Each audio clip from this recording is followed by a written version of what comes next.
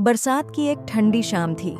आसमान काले बादलों से ढका हुआ था और बूंदें लगातार खिड़की के शीशे से टकरा कर बह रही थीं। शहर की भीड़भाड़, ट्रैफिक का शोर और हॉर्न की आवाज़ें सब जैसे दूर दूर लग रही थीं। उस छोटे से कमरे में सिर्फ एक लड़की थी, अनाया। उसके सामने लकड़ी की मेज़ पर कुछ पुराने खत, एक डायरी और तस्वीरें बिखरी हुई थीं। अनाया की आंखें लाल थीं, आंसुओं के निशान उसके चेहरे पर साफ झलक रहे थे, लेकिन इन आंसुओं के पीछे की वजह बहुत गहरी थी। वो एक ऐसी मोहब्बत थी जो अधूरी रह गई थी, लेकिन जिंदगी भर उसके साथ रही। 5 साल पहले की वही मोहब्बत। वो कॉलेज का समय था। अनाया और कबीर की मुलाकात अचानक ही हुई थी। शुरुआत में वो बस एक अजनबी था जो भीड़ में कहीं खो जाता था, लेकिन धीरे धीरे उसकी मौजूदगी आदत बन गई। कबीर हमेशा मुस्कुराता था। उसकी आंखों में एक अलग सी सच्चाई थी जो किसी को भी बांध लेती थी। दोनों की दोस्ती धीरे धीरे गहराई तक पहुंची। साथ साथ लाइब्रेरी जाना, कैंपस की कॉफ़ी शॉप में घंटों बैठना, बिना वजह छोटी छोटी बातों पर हंसना, सब कुछ जैसे मोहब्बत की नींव रख रहे थे। अनाया को कबीर के साथ रहते हुए एक अजीब सी शांति महसूस होती थी। हंसी में जैसे सारी परेशानियां मिट जाती थीं। कबीर अलग था। वह भीड़ का हिस्सा होते हुए भी भीड़ से अलग खड़ा था। उसे छोटी छोटी चीज़ों में खूबसूरती दिखाई देती थी। पुराने पेड़, टूटे हुए मकान, बरसाती गड्ढों में झलकता आसमान। अनाया अक्सर सोचती थी कि कोई इंसान इतना गहरा कैसे सोच सकता है।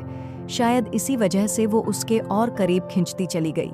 धीरे धीरे दोनों ने महसूस किया कि उनका रिश्ता दोस्ती से कहीं आगे बढ़ चुका है।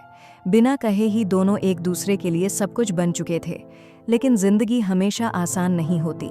मोहब्बत जब सच्ची होती है तो उसके रास्ते में सबसे ज्यादा मुश्किलें आती हैं। अनाया का परिवार बेहद सख्त था।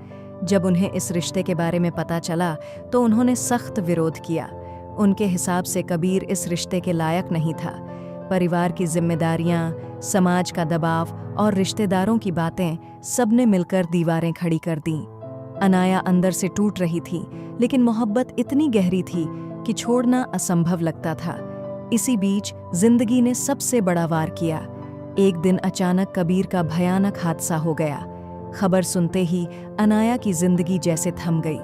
अस्पताल की मशीनों की आवाज़ें, डॉक्टरों की भाग-दौड़ और खून से लथपथ कबीर की झलक, सब कुछ किसी डरावने सपने जैसा था। अनाया ने अपनी पूरी ताकत लगा दी, दुआएं मांगी, लेकिन किस्मत पहले ही फैसला कर चुकी थी।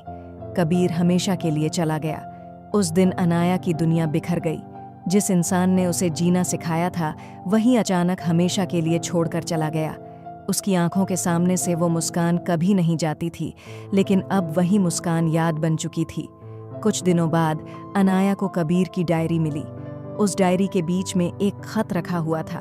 खत में उसने अनाया के लिए अपने दिल की सारी बातें लिखी थीं। उसने लिखा था कि अगर कभी वो उसके पास न रहे तो अनाया को टूटना नहीं चाहिए, उसे जीते रहना चाहिए, उसकी मुस्कान जिंदा रखनी चाहिए, क्योंकि उसकी असली मोहब्बत यही थी, अनाया की जिंदगी।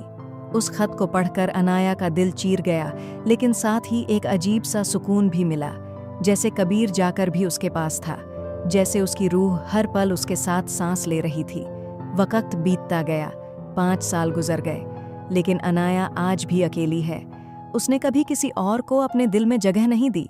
लोग अक्सर पूछते हैं कि उसने शादी क्यों नहीं की, नई जिंदगी क्यों नहीं शुरू की, लेकिन अनाया के पास कोई जवाब नहीं होता।